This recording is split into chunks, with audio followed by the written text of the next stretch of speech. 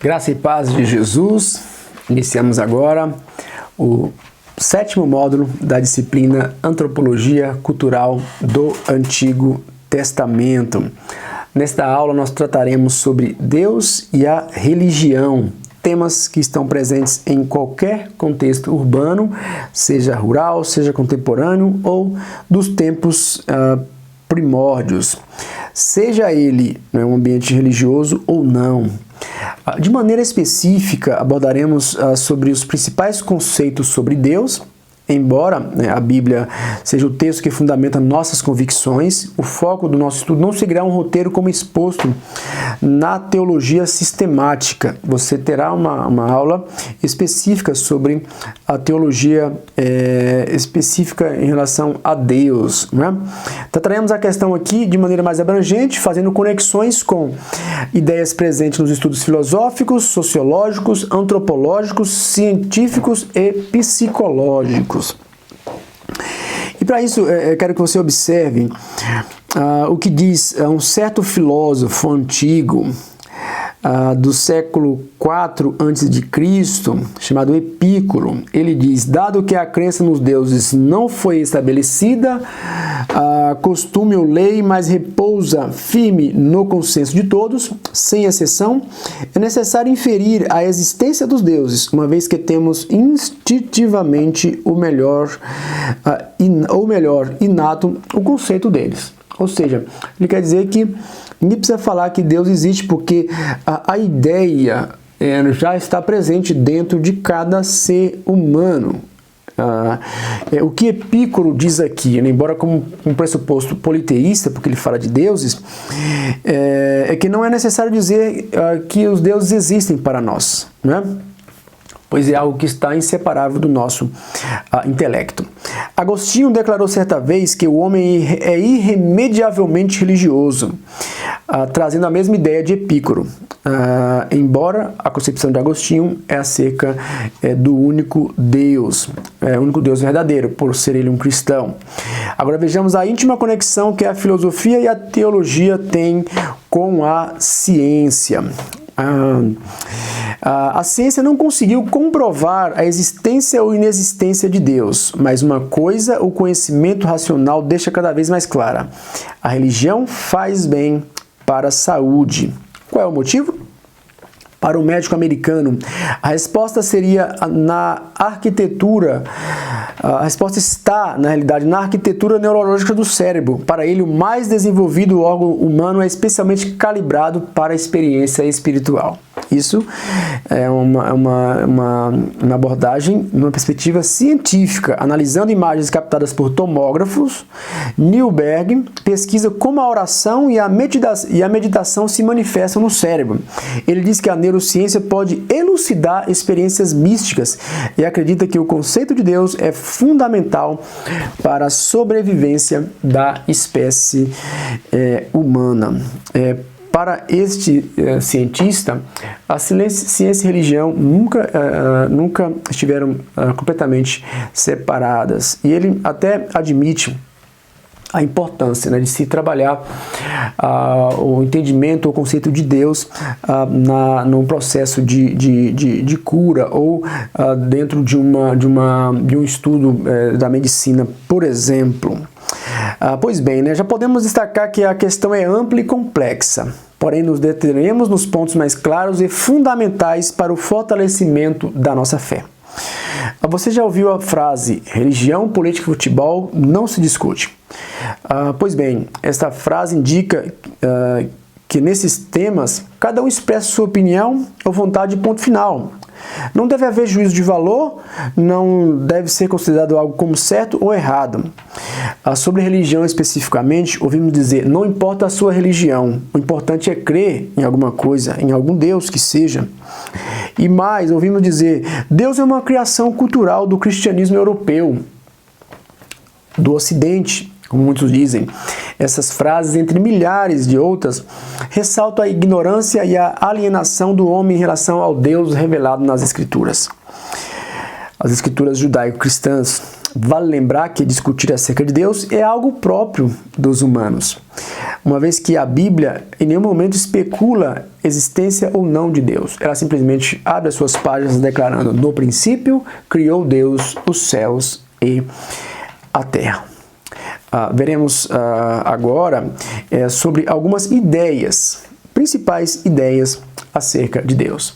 A primeira é chamada de monoteísmo, ou podemos definir aqui como monoteísmo, que admite que exista apenas um Deus em sentido absoluto. Os cristãos são monoteístas porque creem na revelação de Deus como o único Deus verdadeiro, Criador de todas as coisas. Ele é todo-poderoso, Salvador. A crença monoteísta, ela não admite outra concepção, pois está fundamentada em absolutos divinos. Por isso que a missão da igreja é anunciar Cristo a todos os povos, raças, tribos, línguas e nações da terra. Atualmente, junto com o cristianismo, o judaísmo e o islamismo, também são consideradas religiões monoteístas.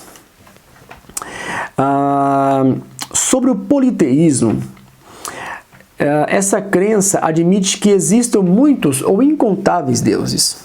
Segundo o teólogo Russell Norman Champlin, o politeísmo em sua fase original consistia na personificação de importantes elementos da natureza, como o sol, a luz, o amor, o poder, a fertilidade, a violência ou a misericórdia. Por isso que muitos povos, não apenas do passado, mas ainda hoje cultivam essas crenças, nessas divindades. No relato do livro do Gênesis, Deus cria todas as coisas, incluindo a humanidade. Mas o pecado provocou a separação entre Deus e o homem, e podemos dizer que o politeísmo é consequência do pecado. O homem se alienou de Deus e, a partir de então, ele começou a criar as suas próprias divindades. Divindades estas feitas à sua própria imagem e semelhança, ou seja, a imagem e semelhança do homem, ou até mesmo da criação ou da natureza. Pesquisas arqueológicas na região da Mesopotâmia, como nós falamos, a região onde está situada, onde esteve o Jardim do Éden, indicam que desde os primórdios da humanidade o homem já apresentava ideias acerca de outros deuses. As escrituras sagradas mencionam 39 nomes de divindades, que são os deuses falsos, de diversos povos, entre os quais Baal, Azerá, Dagon, Moloque, Júpiter, e etc, etc.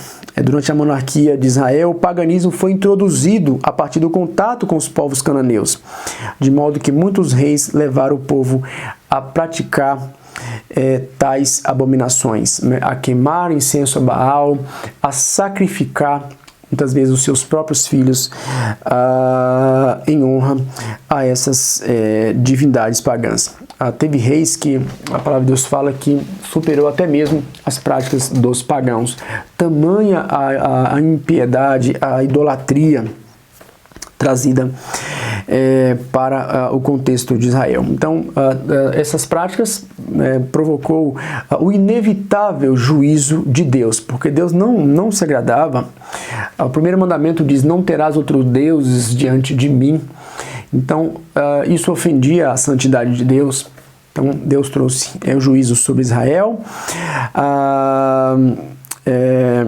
Trouxe o juízo também no contexto do dilúvio, da destruição de Sodoma e Gomorra, das nações cananitas e muitos outros reinos que tinham práticas como essa. Então, abandonar a Deus e adotar o paganismo trazia como consequência a depravação moral, a injustiça, a violência, a desumanização, entre outras práticas de impiedade. Por isso que Deus agia para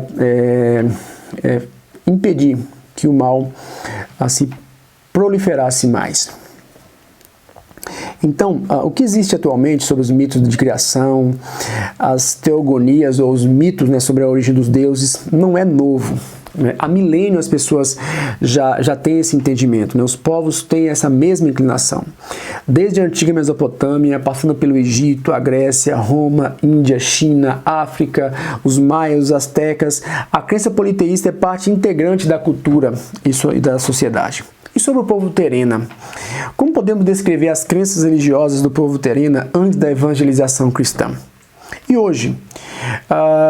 Pense sobre a principal crença religiosa terena. Essa é uma atividade que eu vou pedir a vocês para realizar como parte aí das atividades do semestre. Eu quero destacar ainda, né, sobre a Índia. Um país, um exemplo moderno, né, de politeísmo.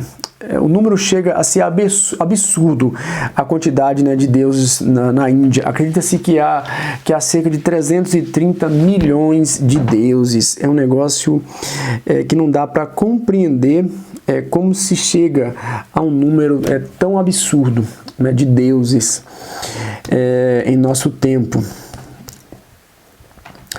Há ainda uma outra concepção acerca da divindade, muito presente nas religiões orientais, que é o panteísmo, né, que diz que Deus é a soma de tudo que existe. Então, você é Deus, a vaca é Deus, a árvore é Deus, o rio é Deus, a barata é Deus, tudo. Porque Deus é a soma de tudo. É como se o Deus estivesse fragmentado, né, em toda a criação. E por último, vamos destacar a concepção ateísta, pelo prefixo a, que indica negação ou não. Podemos definir o ateísmo como a crença de que Deus não existe, ou que não existem deuses. Não é?